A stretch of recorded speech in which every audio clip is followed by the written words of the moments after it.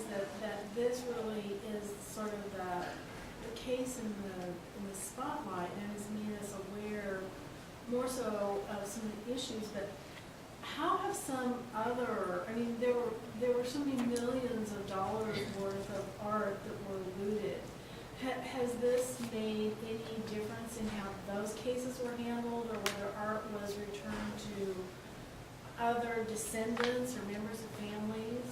I don't know to what the legal effect of this particular case has been. I don't know to what extent it has been used for other purposes. There's a much broader issue of reparations to Jews after the war, beyond artwork. Not that many families were in possession of such valuable objects, but all families were in possession of apartments, houses, in some cases cars, all kinds of other household goods. Actually, household goods were a huge object for seizure by the Nazis. I think, well, who needs knives and forks and spoons? The Nazis took everything.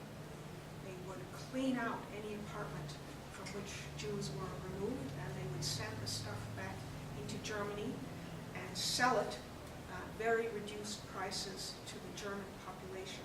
And the purpose of that, according to those who favor the economic interpretation of the war and the Holocaust, the purpose of that was to keep the German population happy and willing to commit large numbers of troops to the war effort. So while the soldiers were on the, let's say, the Russian front and suffering horrendous losses, their wives at home had enough to eat and had furnishings for their homes. They had no idea in many cases that this furniture and cutlery and china and whatnot came from the expropriation of Jewish households.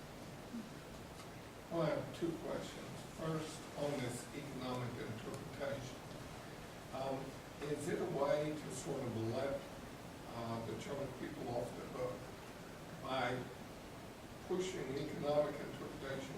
Then the moral issue is sort of shunted to the background. So that's one question. The other question is the law in 1976. I don't know how much you delved into the legal implications of this, but I wonder if this was driven by Jewish people as well, because there were ideas about cases like this that might come along, and so I wonder sort of about the background on this particular law as well. I don't know about the background of this particular law. The Jewish effort to reclaim property, not artwork, but property in general, that effort started actually before the war was over, in 1944, in 1945, before the worst happened to the Hungarian Jews. And the Jewish community in the United States, but also in England, I think it started in England, formed an organization, an umbrella organization called the Claims Conference. It has a very long title whose name I forget. But the Claims Conference was an umbrella organization. I think it might still be there. It has an office in New York. I've visited it physically. It's a little office in New York. And responsible for processing every single claim of every single Jewish victim. So in my own case, for example, I went on behalf of my mother. My mother couldn't be bothered to file a claim. I went for her sake. It's not that she couldn't be bothered, she was repelled by the idea of doing it. So I went in the 1990s, and you have to fill in an application and you have to authenticate everything. The exact address, and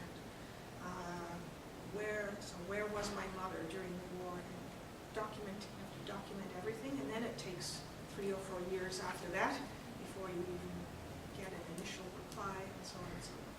So that effort to claim reparations, not only for property, but also for the ability to work. Actually, most people are under the misapprehension that the Jewish effort was mainly to,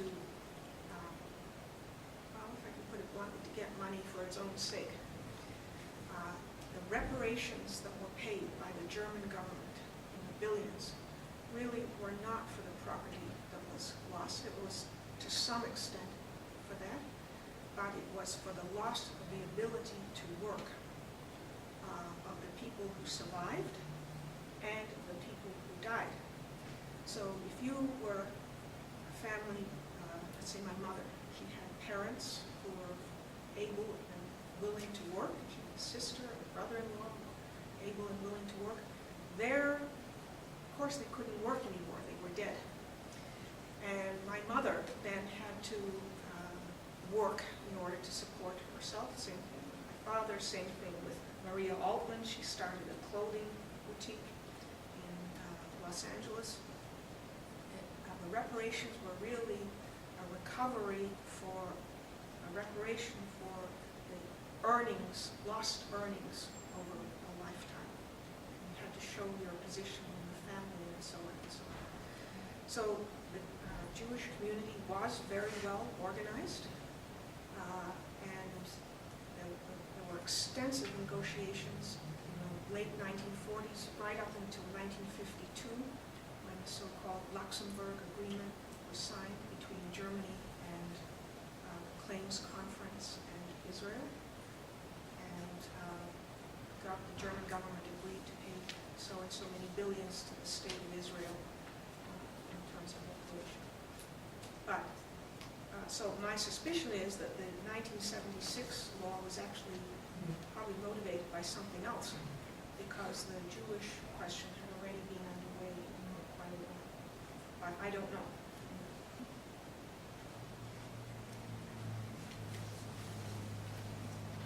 Any other questions for Jean?